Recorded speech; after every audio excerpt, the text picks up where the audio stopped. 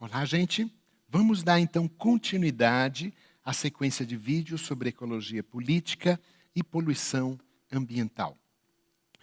Esse vídeo vai falar sobre poluição atmosférica.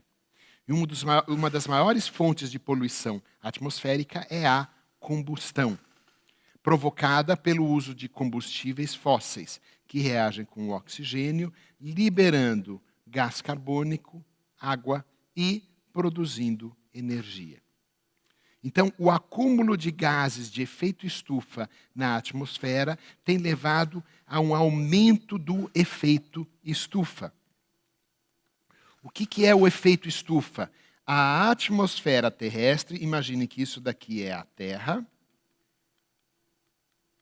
e isso daqui é a atmosfera terrestre. A atmosfera terrestre tem uma série de partículas, de gases, entre eles o gás monóxido de carbono, o dióxido de carbono, tá? Que acumulam calor. Graças aos gases do efeito estufa, nós temos uma temperatura sobre a Terra que é tolerável, viável para a vida. E em planetas que não têm atmosfera, como é o caso da Lua, a temperatura poucos centímetros acima da superfície já é muito fria. Não há acúmulo de uma temperatura maior em torno desse planeta. Ok? O problema é que, à medida que nós estamos usando combustível fóssil, nós estamos aumentando a concentração dos gases de efeito estufa e, com isso, elevando a temperatura da atmosfera terrestre. Isso pode ser visto nesse gráfico aqui, como os combustíveis fósseis estão gerando mudanças climáticas globais. Todos vocês já devem ter ouvido falar das mudanças climáticas globais. Como é que elas funcionam? Bom, a Terra tem gases de efeito estufa na sua atmosfera. Esses gases retêm o calor antes de ele voltar para o espaço.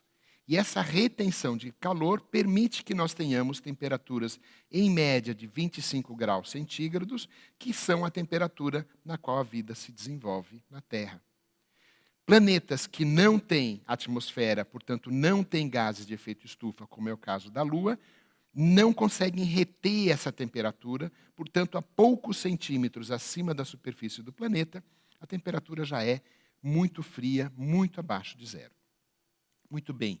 O problema é que, à medida que nós vamos utilizar, que o ser humano foi utilizando gás, combustíveis fósseis, ele foi aumentando a concentração de gases de efeito estufa na atmosfera, como o CO2.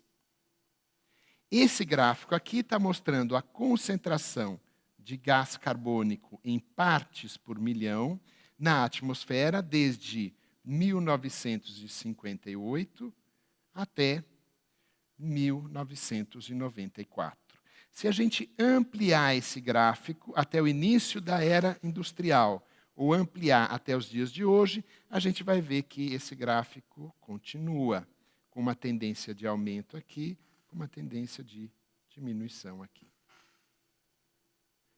Aí, o mais observador de vocês vai dizer, mas professor, por que tem esse zigue-zague? Não é um zigue-zague qualquer, e não é mesmo. Vejam que a amplitude desse zigue-zague, ela é constante. Sobe, desce, sobe, desce, sobe, desce. Mais do que isso, vamos ver, por exemplo, essa data aqui, 1962. Subiu e desceu. Subiu e desceu pela segunda vez, subiu e desceu pela terceira vez, subiu e desceu pela quarta vez, chegamos em 1966. 4 anos.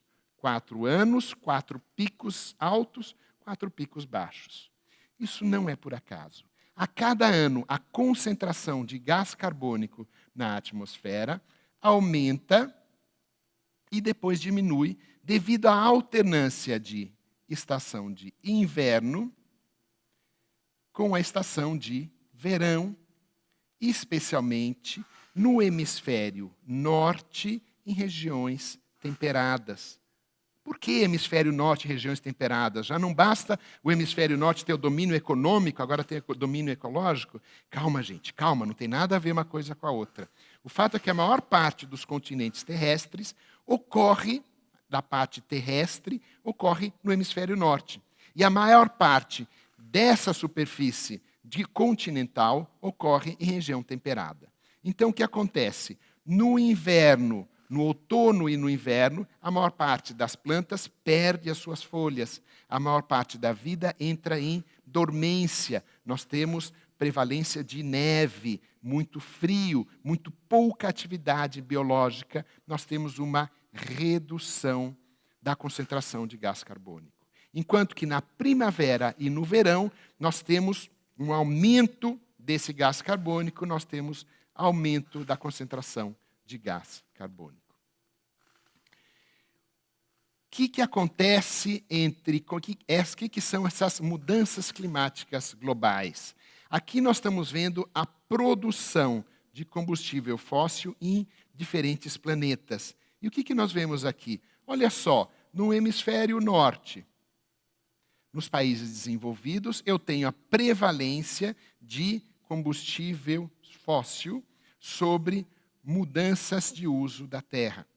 Tá? Deixa eu apagar isso aqui para vocês conseguirem ler. Eu tenho, então, prevalência de combustíveis fósseis e pouca mudança de uso da terra. Estados Unidos, Europa, antiga União Soviética, hoje os países que eram da União Soviética, e Ásia. Okay? Enquanto que na Oceania esse uso é praticamente equilibrado, e na América do Sul e na África, a maior parte das modificações são modificações de uso da terra. Há muito baixa industrialização. Então, os grandes responsáveis pelo aumento de combustíveis fósseis no planeta são os países industrializados, desenvolvidos. É por isso que existe aquela discussão sobre mercado de carbono. Mercado de carbono. Então, os países industrializados, os países ricos, compram créditos de carbono para que os países pobres produzam árvores que vão reter esse carbono na forma de fotossíntese. Então, as mudanças climáticas globais estão levando a uma elevação global da temperatura. Aqui, desde o início da Revolução Industrial até os dias de hoje, a temperatura terrestre vem aumentando de forma contínua, a temperatura média. Aqui, uma figura mostrando espacialmente como é que são essas mudanças. Aqui as mudanças de aumento de temperatura representadas por vermelho e marrom. Vejam como elas se concentram aqui na Ásia e na América do Norte, ok? E a redução da temperatura em outras regiões. Ah, quer dizer que tem regiões que estão diminuindo a temperatura? Sim. Assim como há épocas do ano em que a temperatura diminui. Na verdade, uma das grandes mudanças climáticas globais é a acentuação das flutuações climáticas, inclusive do regime de chuvas.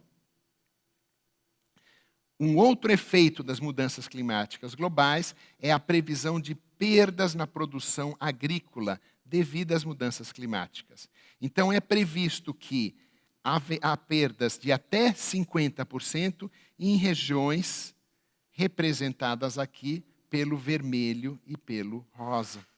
Enquanto que algumas regiões vão ter aumento da sua produção agrícola. Por quê? Porque à medida que eu estou aumentando o gás carbônico na atmosfera, eu vou facilitar a fotossíntese de plantas que estão consumindo, importando esse gás carbônico e fixando ele na forma de tecido, biomassa vegetal.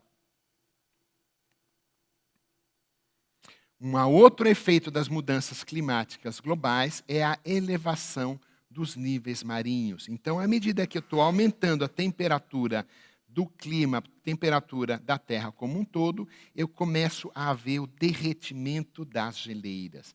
Se eu derreto as geleiras, aumenta o nível do mar. Esse gráfico aqui está mostrando o continente da América do Norte, os limites atuais desse continente e os limites do continente previstos com a elevação dos níveis marinhos. Vejam como há uma inundação de todas as regiões costeiras.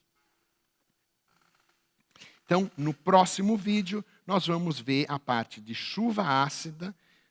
Esse vídeo a gente encerra por aqui. Muito obrigado por sua atenção.